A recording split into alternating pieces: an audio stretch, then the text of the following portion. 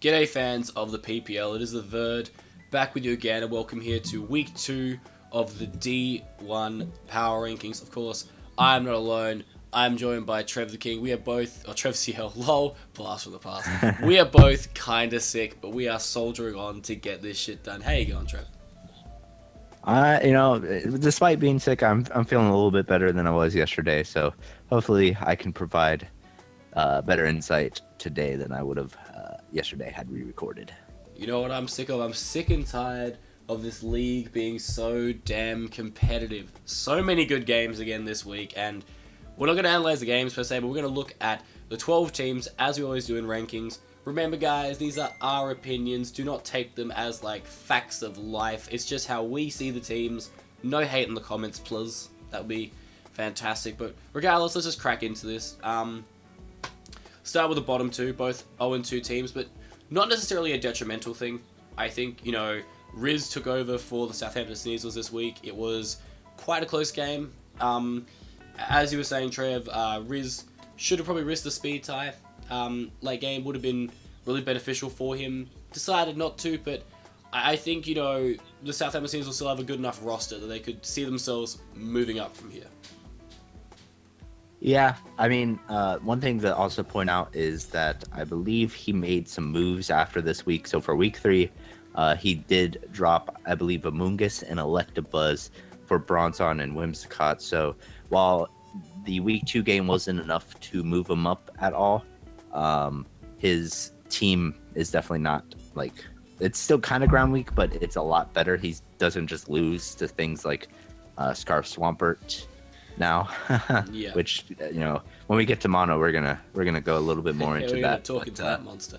But I think he's 2 very solid pickups for him.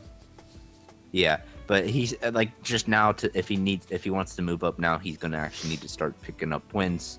And Riz was very close to getting him his first win. A couple of things. One, the 2 Sludge Bomb poisons were very bad for Riz. Without the 1 Arcurum, he might have been able to win. Most likely.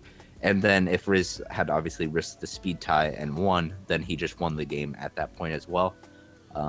But Riz still did a very good job of filling in for Colton, for Jordan. And hopefully with his new roster changes, he can pick up that first win, because his team is definitely a lot better now with those 2 ground resists or immunities as well. For sure. I think it's also to be said that he's had 2 very tough opponents for the first 2 weeks compared to a lot of the other guys. Going up against Eric and then Mono is not an easy task. Yeah. So definitely I can see him going from here. But then we have obviously the Buffalant Bills, who are also currently 0-2. But again, they've had 2 very tough opponents, Bayern Munich and the Maryland Torterrapins. That's never going to be an easy start for any team. So definitely feel for both of these bottom 2 teams, the main thing that's really been bad for them has been the fixtures. And I think, later on this season, they're going to find themselves against not necessarily easier opponents, but maybe some better matchups, because, for Bill, just both of these opponents had really solid matchups against him. And, it's just one of those things where sometimes you just can't fight a good matchup. And I know he's good enough to bounce back from here. I know he can easily get a couple wins on his belt, and for both of these teams, I think it's just that first win. Once you get it, it can just completely propel your season. Yeah, and just to talk a tiny bit about the game, this was actually another game in which a replacement coach had filled in, one of 3 games in which a replacement coach had filled in. So, just want to go off on a little bit on that, is that it does make it a little bit tougher to rank when you have that many replacement coach playing at the same time in the same week. So at least with my rankings coming up, I just like to say that I would give a little bit of credit to the team, but I wouldn't necessarily put them a little that much higher, and I'll get to that when we get to the Canberra 2 cannons. But again, just to talk a little bit about the game, Ethan was playing for Will, and if he had clicked Power Gem against Greninja, it was a roll, but I felt like there was no way Kelly was staying in at that point. So if he clicked Power Gem, Kelly would have just lost the game, and Ethan would have been able to pick up the first win for Will. So it's unfortunate that happened, And also, I believe he didn't have Sludge Wave on the Nihilego. He had Sludge Bomb. So if he had clicked Sludge Wave as well and had Sludge Wave instead of Sludge Bomb, then was actually a roll to kill the Zapdos as well. But that's about all I have to say about the game. It was a very close game. And if Greninja had actually only gotten 2 hit 3, then Ethan would have still been able to overtake Kelly in that game. Yeah, unfortunately, Ethan couldn't get the A-Drive luck there with Greninja. But moving on to the next group of two, we both have them kind of in different positions. Honestly, I feel like these guys are both just 9th and 10th, in my opinion. They're about in that kind of level. Obviously, the Norwich Skitty, they got up against the West Coast Wingulls, but I guess this one's more of like my faith pick for the season. Like, I know Paul is good. Like, I know he's a very good battler. And yes, it's unfortunate that he is currently 0-2. I think he's... Oh, no, he's 1-1. And, you know, I definitely feel, though, that he has... No, he is 0-2. I was right. I kept thinking he was 1-1. He's 0-2. And I know that the Norwich Skitty are 1-1. So, theoretically, you would think, well, Verd, you should have the Norwich Skitty above the Wingulls. But, in my opinion, looking at the season in retrospect, the first 2 weeks can always be tough on teams. And sometimes you will have those losses. But I genuinely think that Paul has the caliber that he can easily go on to, you know, have an amazing season. I think he can make those. He definitely has a good enough team to be able to do it. Like I said, I backed him 3rd overall at the start of the season. I was really a big fan of his entire draft. And so, as much as it's a great win for the Norwich Skitty, I'm putting a little bit more faith, I guess, in Paul to bounce back. But obviously, if he gets another loss next week, then I don't know how I'm going to feel. But obviously, you have put the Skitties above the Wingulls, Trev. How'd you feel about the game? Paul obviously made some very, very big misplays. 2 in the, like, just come to mind right away. There was one that was kind of like an understandable, like, he thought the Kartana could be scarfed, so that's why he didn't click sub to get the Salas. It's like a 50-50 so that kind of one's situation. more understandable. Yeah. Not really maybe as much of a misplay as I say, but the big misplay is bullet punching the Necrozma. For example, he knew that the Necrozma was not speedy, like, at all, because it at +2 speed, it didn't even outspeed his Scarf Mesprit, so it couldn't have had, like, much speed at all, maybe if any. So he kind of knew that it was probably a bulkier variant, but later in the game, he, like, kind of forgot about it, I guess. He went to click Bullet Punch, and it didn't end up killing because he was, like, a max HP Necrozma, and that lost Paul the game because then he would just get swept by Bandit Kartana. Also, there was a roll on the Thundy, Leaf Blast 1 with the band, and if he had lived that, I think he would have been able to kill with whatever move he was clicking. So it was a bit unfortunate as well. But the thing is, like, even if he knew that the Necrozma was speedy,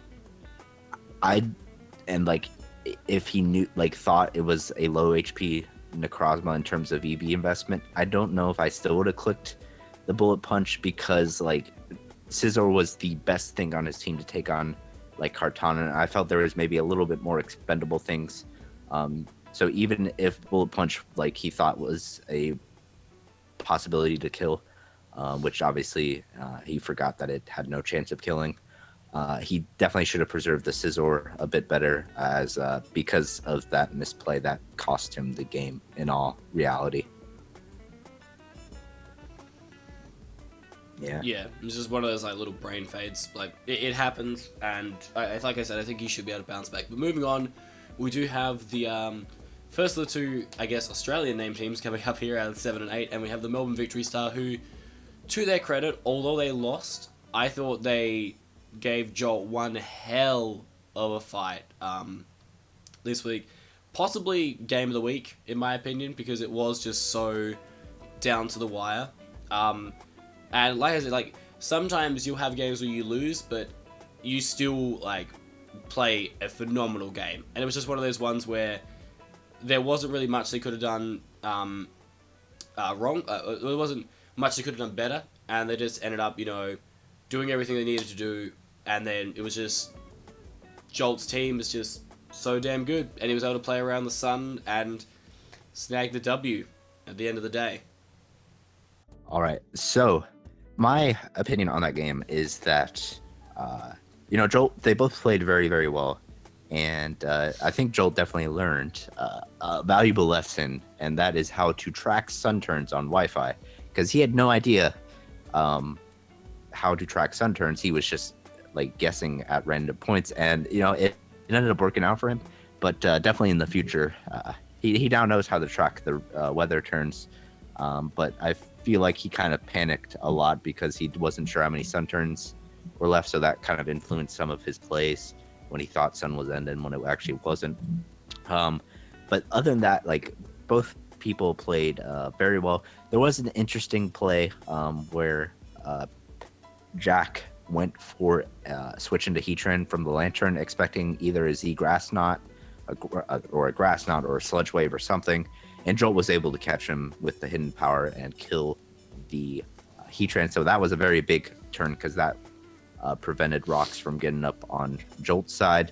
Another big play was the Thunder Wave miss, because then Jolt had to go for another Thunder Wave to catch the Ninetales again. And because of that, he wasn't actually able to get up his rocks, whereas if the T-Wave had hit the first time, would have had rocks, and a lot of the problems that happened late game, like rushing to try and win the game as fast as possible and stall out the sun, would not have happened. So it was kind of close because of that, but it was still a very good game on both sides. And Jolt definitely showed that he had a lot of spirit to come out of that with a victory. And Jack definitely proved that he can compete with anybody in the league with that game.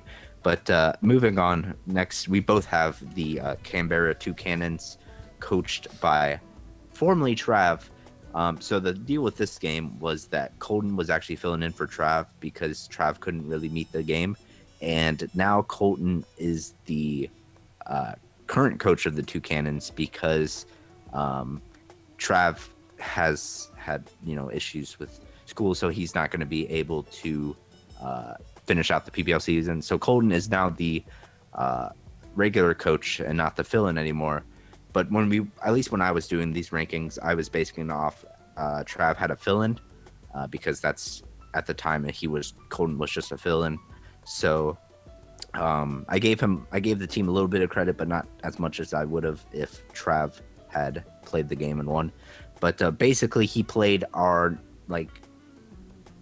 duly agreed number one team in Shoddy and his Bayern Munich, and Colton made some interesting plays that Shoddy didn't really agree with, and a lot of people didn't agree with. I kind of saw Shoddy's point, but at the same time, I kind of saw Colton's point as well, as he didn't think the Crocodile was as important as Shoddy made it out to be. Shoddy thought the Crocodile was one of Colton's biggest win cons. So that's where kind of the rift in opinions took factor.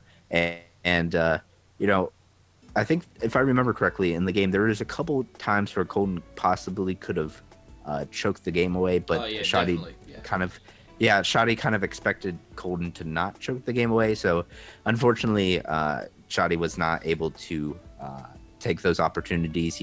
I think he tried to play for different, if I remember correctly, instead of trying to bake off the choke. So, even though it was kind of not the cleanest win on Colton's win, not even because of hacks, but because of, all the difference of opinions, it was still a very, very good win for Colton. And now that he is the coach of the Two Cannons, hopefully going forward, it'll be a very big boost to his confidence to be able to take out the former number one team. I also just love how you say Canberra Two Cannons. Like, from an Australian point of view, it's great. It's Canberra. So Canberra. I always messed up these names. Imagine the E and the R in there do not exist. All right. I got the same lesson when I was doing season 1 of the NPL Miners Power Rankings, and I was calling it the Leicester Lux Rays team, but it was actually the Leicester Lux. Leicester, yeah. I remember getting that lesson from Richard. So I just need to learn not to be a dumb American.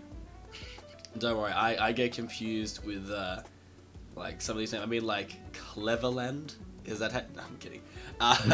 Let's move on though. So we got the fifth and sixth teams here. Again, just a little bit of difference, a little bit of variety for you people. I have the Seattle Onyx actually above the Maryland Terrapins. I know, controversial. Don't be hating on me, Kelly. But basically, I feel that his first week, like Eric's first week was really strong.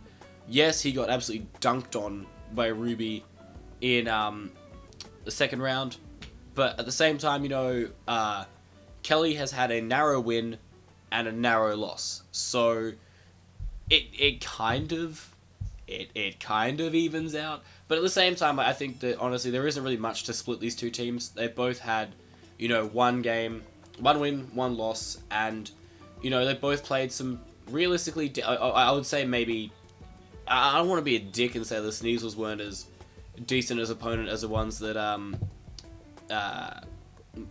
Kelly's played. But then again, Kelly's 2 games so far have been, reasonable as well. Like, both of them have played a top team in the Cleveland Bros and the Tampa Bay Lux Rays, and then they both played one of the Buffalo Bills or the Southampton Sneasel. So, on that note, I guess the only thing really that has the Seattle Onyx above the Maryland Terrapins right now is differential, but I see both teams have performed pretty well so far. Of the main 1-1 teams, barring out Shardy, I think they're looking like the 2 most solid, and I still see them having a good season. But anything else you want to touch up on? I know we talked about earlier with Kelly, obviously, he did get a little bit fortunate that the Power Gem play didn't happen.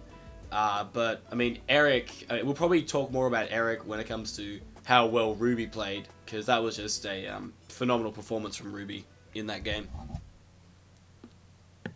So, yeah, the reason why I have Kelly above Eric is Kelly in his 2 games has played pretty well. Like he hasn't played like super amazing, but he's had a very good opportunity to win in both of his first 2 games. And I feel like with Eric, really probably should have beat Jordan like 6-0, like very easily. Like he had the matchup, like, and then like Jordan also just switched his Kieran to Kabalion for some reason. But like he misplayed very badly around the Manaphy. He also made a misclick, which obviously I'm not going to blame him too much for a misclick, but the misplay of sending in Raikou a little too late on the Manaphy really stuck with me. And then this week he also made like some pretty dire misplays. The one that really stuck out was not rapid spinning with the Delmise. So if he would have rapid spun with the Delmise, what he could have done is kept one of the hazards off the field. As it was, I think Ruby was able to get up at least a layer of rocks and spikes, if not maybe 2 layers of spikes. Whereas if Eric had rapid spun with the Delmise, he would have been able to either prevent rocks or prevent spikes, one of those 2, which actually I think would have kept him out of range when the Scolipede went for the Sword Stance. It might have been able to keep him out of range with some of his Pokemon, with like, because they would have been at like 87.5% instead of like 70-75%. So I think that was the one misplay that really stuck out to me. Like Eric's prep has kind of impressed me a little bit more than Kelly so far, but I think Kelly so far in this season has vastly outplayed Eric, and that is why I personally have Kelly above Eric this early in the season.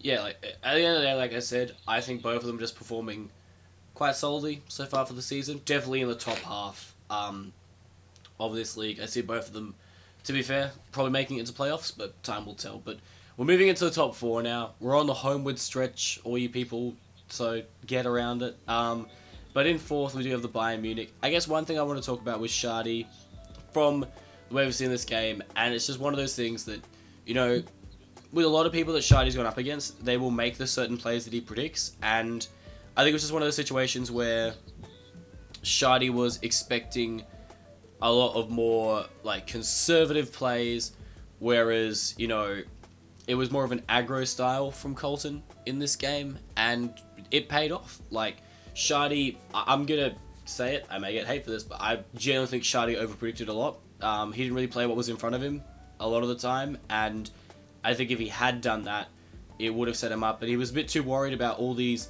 potential win cons. Like, I know that from doing mocks with him, like, he was very worried about Terrakio on a Mon that barely even hit the field in the game.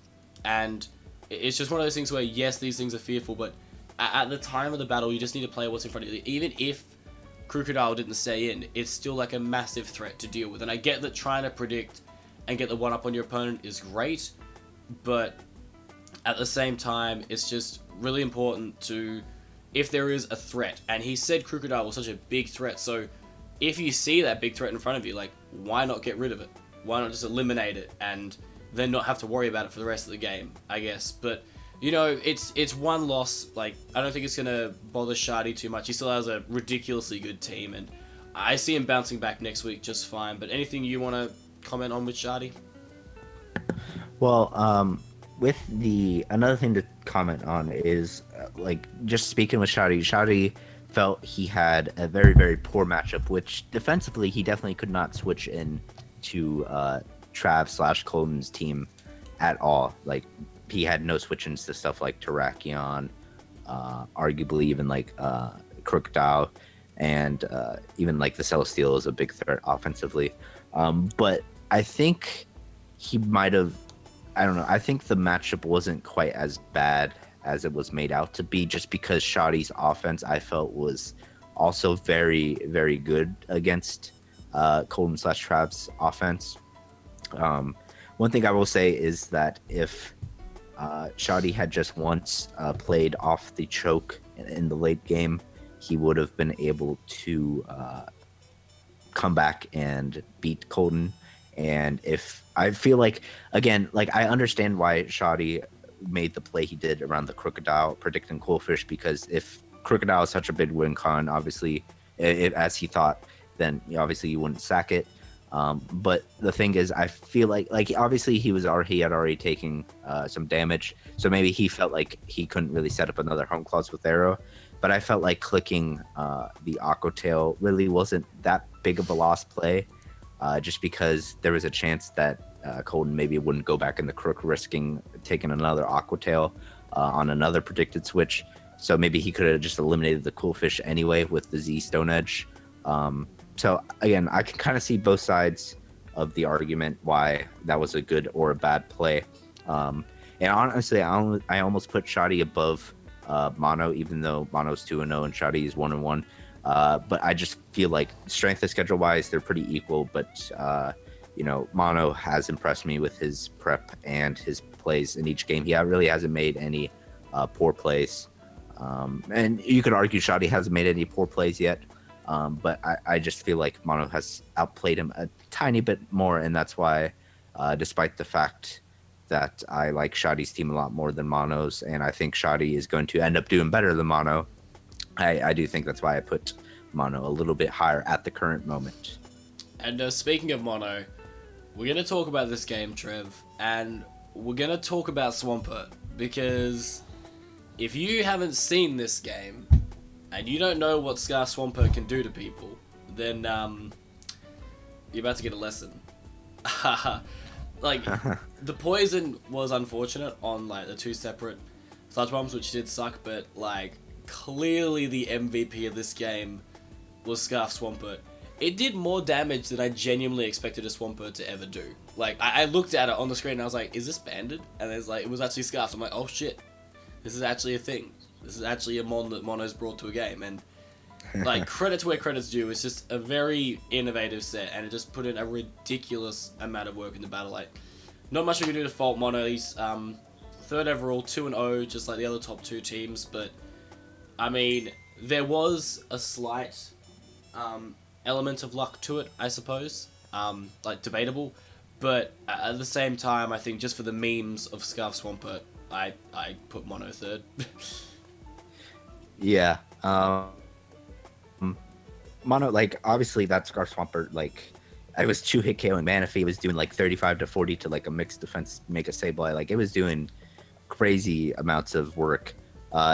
You mentioned the luck, and I do think that poison on the Kieran. Kiram really did make a big impact. Now, obviously, he was going to get the poison eventually, but the fact that he got I think it was back-to-back poisons on the Kiram, and I can't remember, he got a poison on something else, but it happened in like back-to-back turns. So I was very unfortunate because if he hadn't gotten the poison, what he could have done is, or what Riz could have done is possibly stall out the Swampert of EQs rather easily, because he was almost able to stall it out of EQs anyway, with the fact that pressure existed. Even with the poison, like, he was able to almost. Unfortunately, Mono did get a couple of high rolls on the earthquakes as well, which pretty much made it impossible to stall out the EQs with the poison racking up. But I feel like Mono still played well enough. So even though you can consider a little bit lucky with the poisons, like, I still feel Mono played very, very well enough to definitely deserve the number 3 spot. And just going back to Jordan's team, it's really good that he did make those transfers, just because this was kind of, I don't remember if I said it in either of the first 2 weeks power rankings, but I did kind of predict that ground types of any variety could come as a Scarf, because his team wasn't super fast. So something like Scarf Swampert, which isn't even that fast at base 60 speed, was able to come outspeed everything and 2-hit KO or 3-hit KO everything on his team, was just crazy. So glad Jordan made those pickups, and good job Amano for definitely a very excellent win in a very close game. Yeah, for sure. Those changes are just going to add a new dimension to the team and hopefully make it better. But regardless, we're going to get into the top 2 now. Again, we've got a bit of variety again. And the reason, I guess, why I've decided to put Jolt above Ruby, at the end of the day, guys, I would be happy with either of these guys at number 1 and number 2. For me, they're both pretty much equal first, because in my opinion, from the first 2 weeks, they both haven't really put a step wrong. Yes, Jolt obviously didn't count Sun Turns, and that's fine, but the fact that he made a mistake, was able to move on from said mistake, and still win the game, just shows how good of a battler Jolt is. He put himself on the back foot, and then found a way to get back on the front foot. Granted, his opponent made a weird play of sacking. I mean, it's not really a weird play of sacking off Tran. It wasn't even a sack. You couldn't really predict the HP ground. It was more just if it had a grass move, then you have to go into Heatran there to deal with it. And it was just that Jolt brought a really good Thunderous prep, which was the hidden power ground, able to not only hit the Lantern, but also hit the Heatran. So, that's just props to Jolt for having the right coverage there. The Firefang Drapion was a really smart bring, because it meant that the Scizor couldn't just come in all the time. It was able to get absolutely roasted, especially in the sun. That was really solid. But yeah, late game, once Jolt kind of understood the sun a little bit better, he was able to play around it, and that just shows the quality of the player. Jolt is always able to somehow turn a matchup around, and I think, Trev, you and I were both in the call with Jolt when he was live recording the game, and you heard him. He never really sounded like he was under too much duress. Even when things were kind of not working out his way, he always had some kind of backup plan or some exit strategy, and in the end it got him results. So obviously I could have put Ruby number 1, like I said, because he's played ridiculously well for the first 2 weeks. However, going with Jolt, because as I did at the start of the season, I've rated him a little bit higher than you have, and I want to reward him for how well he's done in his first 2 weeks of the PPL, and so I'm going to give him the number 1 spot. But by all means, tell me I'm wrong and tell me that Ruby's better. All right, so the reason why, there's a couple reasons why I have, if we go back to the preseason power rankings, I vastly liked Ruby's team over Jolt's team. I think there was a difference of 5 in rank, whereas literally Ruby was 1 spot ahead of Jolt in your preseason power ranking. So obviously there was much more reason for you to be able to put him above Jolt, whereas me, Jolt has shown me the ways of how his team works, and I do like it a lot better than I did in the preseason, but I'm still in love with Ruby's team. I still think Ruby has the second best team in the league, only behind Shoddy's. Another thing is that while Ruby is number 1, Jolt is very, very close behind him, because I have to admit, Ruby has been playing very well, but there's been either some misprep or some misplays in either one of his games from his opponent's side. Like Paul clicked high jump kick in week 1 when that allowed Scolopy just to set up for free. In week 2, Eric didn't click rapid spin. And like in week 1, Ruby did make some over predictions, which cost him a much bigger win. So, and Jolt, Jolt dominated Trav. It wasn't even close, really at all. And like Jolt did have to battle very gritty in this battle to pick up a win over Better Jack in what was actually a pretty tough matchup for Jolt. So I think they're very neck and neck. But the main reason I have Ruby above Jolt, even though I think Jolt has played better, is that Ruby I still feel has the better team. He did make a few transfers that I don't really agree with. I can see why he made them, but I don't really agree with them.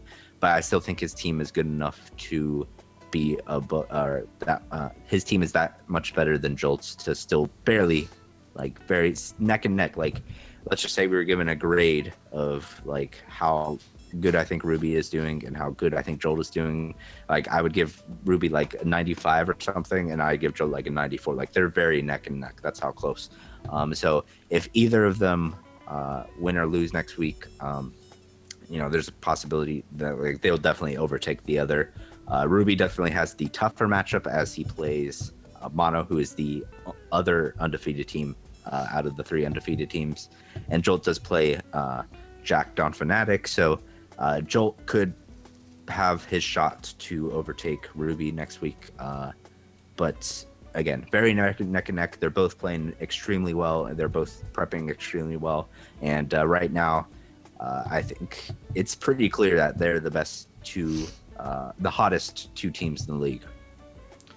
Yeah, for sure. One thing as well I just want to point out, because I think we kind of glazed over it just a little bit, because I was looking at, as you said, some of the drops and pickups, because unfortunately I've been sick, so I have missed a little bit of action. But one thing I also saw was that Kelly, under radar, he dropped like a bunch of stuff, but ended up getting Suicune plus Comfey, and it's like, the fact that he now has Suicune, Kieran Black, Mew, and Zapdos, like, my god. That team is scary. It's still scary. Like, he doesn't have that many mons, but goddamn, Kelly, calm down. So that'll be interesting for the weeks to come. But I think what I've really enjoyed about these first 2 weeks, and I think you can agree, Trev, is that it hasn't been predictable. Like, if you compare the rankings from week 0 to week 2, there have been a lot of changes. I think only one team so far has kept the exact same ranking from week 0 to week 2, which just shows that this is going to be an incredibly competitive season, incredibly diverse. And I mean, for us as analysts, that's the best thing. That's what we want to see. We don't want to be just saying like, yep, they did it again, they won again, they lost again. We want to see like upset wins, surprise losses. That's the kind of stuff that we enjoy. But I think that's going to do it for Power Rankings this week. We hope you guys have enjoyed. If you have, make sure you like this video, go subscribe to the PPL channel, and don't forget to check out all the coaches that will be in the description. Anything else you want to say, Trev? I think you about covered it. Definitely, this week especially was very unpredictable with Will's replacement almost beating Kelly, Shoddy losing even though Ruby was ranked ahead of Eric, I kind of was expecting Eric to pull an upset over Ruby. Eric didn't have the worst matchup in that game, to be fair. Yeah.